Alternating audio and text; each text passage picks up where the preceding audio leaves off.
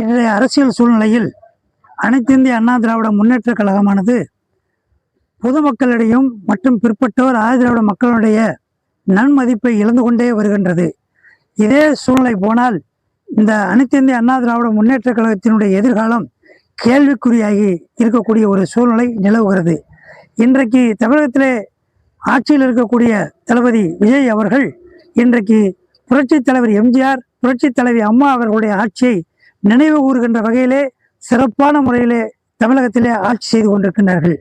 ஆகவே இன்றைக்கு தேய்ந்து கொண்டிருக்கக்கூடிய அண்ணா திராவிட முன்னேற்ற கழகத்தில் தொடர்ந்து பயணிப்பதால் யாருக்கும், தமிழக மக்களுக்கும், அனைத்து இந்திய அண்ணா திராவிட முன்னேற்ற கழகத்தினுடைய தொண்டர்களுக்கும் எந்த பயனும் இல்லை என்பதை கருத்தில் கொண்டு இன்று முதல் நாங்கள் அனைத்து இந்திய அண்ணா திராவிட முன்னேற்ற கழகத்திலிருந்து விலகி தமிழக வெற்றி கழகத்தில் நாங்கள் இணைத்துக் கொண்டு என்றைக்கும் போல் நாங்கள் பொதுப்பணியை செய்வதற்காக இருக்கணும் என்பதை இந்த நேரத்திலே உங்களுக்கு அன்போடு தெரிவித்துக் கொள்கின்றேன். இன்றைக்கு நம்முடைய வருவாய்த்துறை அமைச்சர் செங்கோட்டையன் அவருடைய தலைமையிலே இன்றைக்கு நாங்கள் வேடசந்தூர் சட்டமன்ற தொகுதியிலிருந்து சற்றேறக்குறைய ஒரு 500 பேர் இங்கே வருகை புரிந்து இன்னைக்கு அண்ணா திராவிட முன்னேற்ற கழகத்திலிருந்து விலகி தமிழக வெற்றி கழகத்திலே இணைந்துள்ளோம் என்பதை அன்போடு தெரிவித்துக் கொள்கின்றேன். நன்றி, வணக்கம்.